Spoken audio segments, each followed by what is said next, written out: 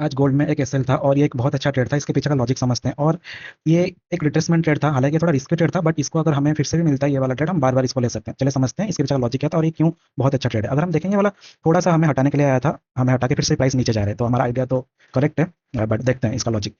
अगर हम weekly time frame में देखें तो मार्केट यहाँ से बुलिश था। हम कल भी डिस्कस किए थे मार्केट क्यों बुलिश था, क्योंकि यहाँ पे फेयर वैल्यू गैप था और इसके साथ यहाँ पे एक एसएमटी था हमारा, किसके साथ, सिल्वर के साथ। तो यहाँ पे बुलिश था हमारी तरफ। अगर हम 4 आवर में एक बार देखें, डेली में भी अगर देखें तो डेली में भी बुलिश साइन था, बट हम अगर 4 आवर में देखें, 4 आवर में एक बहुत एक्सपेंशन कैंडल दिया था। और आज कौन सी डे था, फ्राइडे था। फ्राइडे को इतना बड़ा एक्सपेंशन के बाद मैं थोड़ा रिट्रेसमेंट एक्सपेक्ट कर रहा था। तो रिट्रेसमेंट के लिए हमें क्या जरूरत होता है, रिट्रेसमेंट के लिए हमें एटलीस्ट एक 2 स्टेज एसएमटी की जरूरत पड़ता है।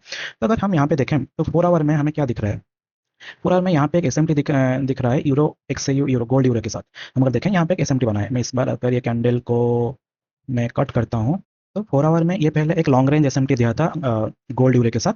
और फिर हम लॉन्ग रेंज एसएमटी तो हम डायरेक्ट ट्रेड नहीं करते, हमें उसके लिए एक शॉर्ट रेंज एसएमटी, मतलब लोअर टाइम फ्रेम एसएमटी चाहिए उस लॉन्ग रेंज एसएमटी को प्रोटेक्ट करने के लिए।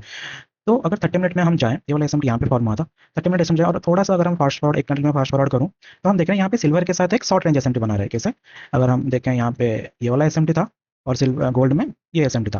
तो ये short range SMT long range SMT को प्रोटेक्ट करता है। तो ये 30 मिनट एसएमटी देने के बाद, और ये और एक हमें जैसे कि मैं बोला 2 स्टेज एसएमटी की जरूरत पड़ता है, बट यहाँ पे 2 स्टेज तो था, उसके साथ और एक बहुत अच्छा एक पीएसपी कैंडल भी था, जो कि इसको 3 एसएमटी बना देता है, 3 एसएमटी बनाता है, जो कि और भी ज्यादा प्रोबेबिलिटी को बढ़ा देता है। तो यहाँ पे 3 एसएमटी के बाद मैं क्या एक्सपेक्ट कर रहा था, मैं ये एक्सपेक्ट कर रहा था कि मार्केट आइदर रिट्रेस करेगा, नहीं तो यहाँ पे कंसोलिडेट कर जाएगा, क्योंकि मार्केट ऑलरेडी एक्सपेंशन फेज में है। तो आइदर रिट्रेस करता है, नहीं तो कंसोलिडेशन करता है। तो यहाँ पे मैं एक रिस्क, वैसे तो रिट्रेसमेंट रिस्की होता ही है, बट फिर भी हमारा मॉडल बन रहा था, तो ट्रेड तो लेना ही चाहिए। तो देखें तो मैं यहाँ पे एक सी आई एस डी का वेट कर रहा था, सी आई एस डी जो कि भी सेट, मतलब एक फेयर वैल्यू गैप के साथ सी आई एस डी बने। तो यहाँ पे जब आया प्राइस और यहाँ पे एक C I S D form हुआ with fair value gap. C I S D का मतलब होता है change in state of delivery, मतलब एक मार्केट एक उसका स्टेट को चेंज करता है। तो यहाँ पे अगर देखें लोअर टाइम फ्रेम में, लोअर टाइम फ्रेम में ना एसएमटी तो देखा था, इसको कहीं किसके साथ एक, हाँ, गोल्ड यूरे के साथ यहाँ पे एक एसएमटी बना था लोअर टाइम फ्रेम में, जो कि हमारे कॉन्फ्रेंस को और भी ज़्यादा हमारी तरफ बढ़ा देता है कॉन्फ्रेंस को। तो लोअर टाइम फ्रेम में एसएमटी है। और तो यहाँ पे फेयर वैल्यू गैप बना है, तो यहाँ पे देखें तो ये वाला एक फेयर वैल्यू गैप था। तो हम यहाँ पे एंट्री देख रहे थे, और मेरा एसएल था ये वाला बॉडी, ये वाला कैंडल के ऊपर, ये वाला जो बड़ा कैंडल बना है वो थोड़ा सा ऊपर था।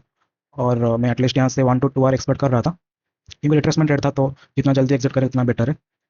बट मार्केट ने आया, हमें जस्ट एसएल को जस्ट टैप किया, हमें निकाला।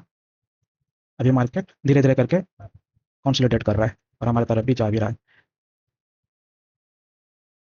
तो जैसे कि हमारा एक्सपेक्टेशन था कि मार्केट इधर रिट्रेस करेगा, नहीं तो कंसोलिडेट कर जाएगा। मार्केट अभी थोड़ा थोड़ा रिट्रेस कर रहा है, बट हम एग्जिट हो चुके हैं ऑलरेडी।